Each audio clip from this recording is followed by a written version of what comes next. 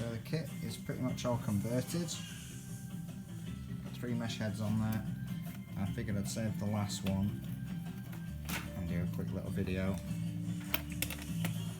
just to show how it's done.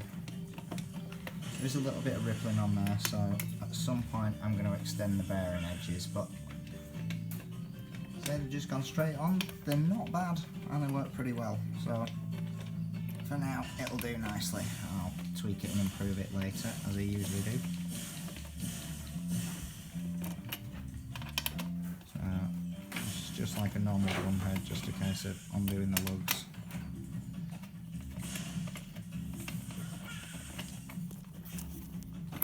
Now, yes, it is. Just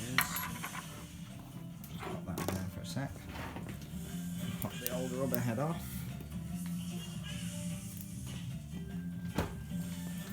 And we take our brand new mesh head.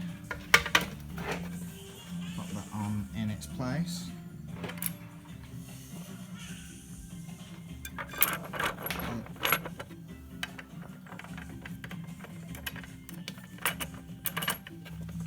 Back in place. Typical this